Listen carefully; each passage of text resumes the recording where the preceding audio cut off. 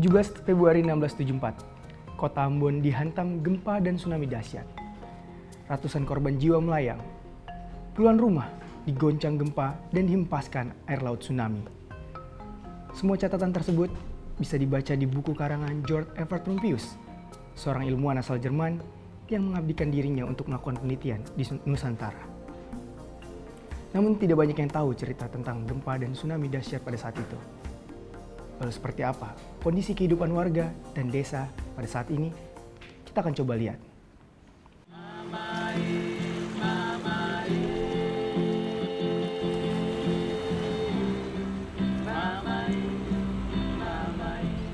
Ambon Manise. Ya, memang sebagian orang kenal betul dengan sebutan kota terbesar di Kepulauan Maluku ini. Kota dengan penghuni 4 juta jiwa tumbuh pesat berkah dari keindahan dan kekayaan alamnya.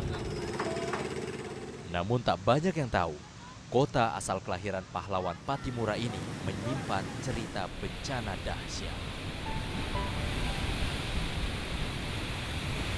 Nah, pada waktu airnya naik, orang bilang air turun naik itu yang sekarang disebut tsunami itu, sempat dia bawa semua perahu-perahu itu sampai ke air mandi, air perempuan itu yang namanya Werupai itu, dan air laki-laki itu, sempat seperti itu. Kemudian lalu pada saat itu karena di negeri Larike ini belum ada telut, belum ada atau masih alam. Jadi masyarakat Larike cukup panik pada waktu itu. Bahkan mereka itu sudah mulai siap-siap mau tinggal di ada satu ketinggian di situ untuk sementara.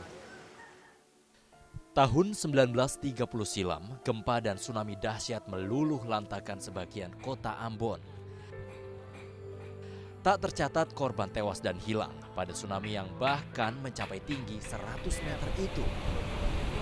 Itu ada gempa, gempanya cukup besar. Kemudian pada saat itu diceritakan menurut sejarah bahwa gempa ini diikuti oleh tsunami. Tsunami itu mencapai ketinggian 80 hingga 100 meter, gitu kan. Daerah Ambon sendiri sebetulnya berpotensi terjadi tsunami karena ada struktur geologi yang bisa menyebabkan tsunami. Misalnya ada struktur subduksi Banda itu yang mengelilingi Pulau Seram itu hingga ke Laut Banda, itu berpotensi menimbulkan tsunami juga. Sesungguhnya, gempa dan tsunami dahsyat bukan hanya dekat dengan Ambon masa kini. Dalam catatan sejarah ilmuwan asal Jerman Rumphius mengisahkan bagaimana dahsyatnya beberapa desa di Teluk Ambon luluh lantak akibat gempa dan tsunami di tahun 1674.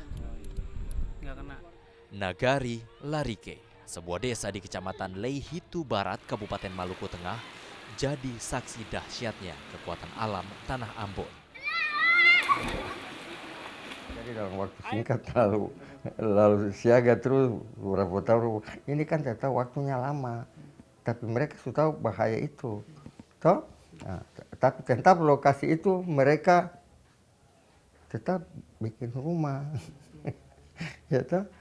Jadi dengan cerita itulah mereka kembali ke pedalaman dan bisa kan komunikasi yang lama kan sudah toh. Nah.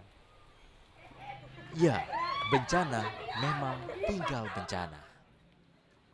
Lama berlalu dan seolah dilupakan.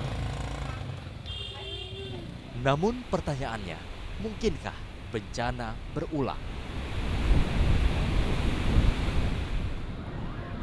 Kepulauan Maluku terdiri atas gugusan pulau yang dikelilingi banyak gunung api aktif. Terdapat 3 busur di Nusantara yang berpengaruh pada peristiwa gempa bumi. Busur Sunda yang berada di Pulau Sumatera, Jawa, dan Nusa Tenggara, zona tumbukan Laut Maluku, dan busur Laut Banda. Celakanya, aktivitas kegempaan yang tinggi dan laut yang dalam membuat bencana gempa dan tsunami seolah menjadi kawan.